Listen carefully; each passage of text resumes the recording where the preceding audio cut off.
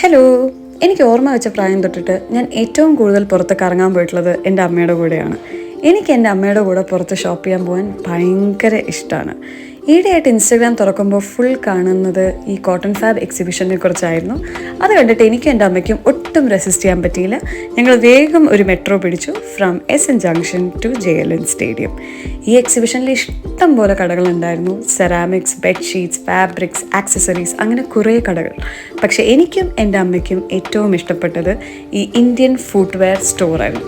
ഇവിടെ കുറേ varieties of chappals and juttis ഉണ്ടായിരുന്നു. കുറേ അരിച്ചു വറക്കലിന് ശേഷം ഞങ്ങൾ ഫൈനലി 3 ചെരുപ്പ് എടുത്തിട്ട് അവിടെ നിന്ന് പുറത്തിറങ്ങി.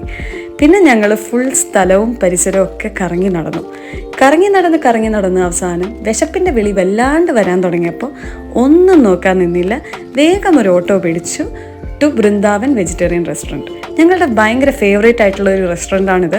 എനിക്ക് തോന്നുന്നു കൊച്ചിയിലുള്ള വെജിറ്റേറിയൻസിൻ്റെ ഒരു ഡ്രീമാണ് ബൃന്ദാവൻ വെജിറ്റേറിയൻ റെസ്റ്റോറൻറ്റ്. അമ്മ ഒരു മുളക് ബജ്ജിയാണ് ഓർഡർ ചെയ്തത്. മുളക് ബജ്ജി വാസ് ഓക്കേഷ്, കാരണം എനിക്ക് കൂടുതലും ഇഷ്ടം ഉത്സവപ്പറമ്പിൽ കിട്ടുന്ന മുളക് ബജ്ജിയാണ്. അതിൻ്റെ ഫീല് വേറെ തന്നെയാണ്.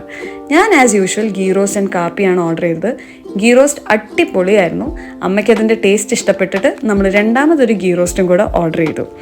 അവസാനം ദോശയൊക്കെ കഴിച്ച് കുറച്ച് നേരം മിണ്ടിയൊക്കെ ഇരുന്നതിന് ശേഷം ഞങ്ങൾ ബില്ലൊക്കെ സെറ്റിൽ ചെയ്ത് കഴിഞ്ഞ് ഇറങ്ങുന്ന സമയത്ത് അമ്മയ്ക്കൊരു ഡെസേർട്ട് കഴിക്കാൻ തോന്നിയപ്പോൾ നമ്മൾ നേരെ നടന്നു ബൃന്ദാവൻ ലഘുവിലേക്ക്. ലഘു എന്ന് പറയുന്നത് ഇവരുടെ സ്നാക്ക് ആൻഡ് സ്വീറ്റ് ഏരിയയാണ്. അവിടെ നിന്ന് അമ്മ ഒരു റോഷഗുല്ല ഓർഡർ ചെയ്തു. കുറച്ച് സ്വീറ്റ്സ് ഞങ്ങൾ കയ്യിൽ വാങ്ങുകയും ചെയ്തു. അവസാനം ഭക്ഷണവും കഴിച്ച് കുറേ ഷോപ്പിങ്ങും ചെയ്ത് വീട്ടിൽ തിരിച്ചെത്തിയത് ഇഷ്ടംപോലെ ഷോപ്പിംഗ് ബാഗ്സ് ആയിട്ടാണ്. ടാറ്റാ.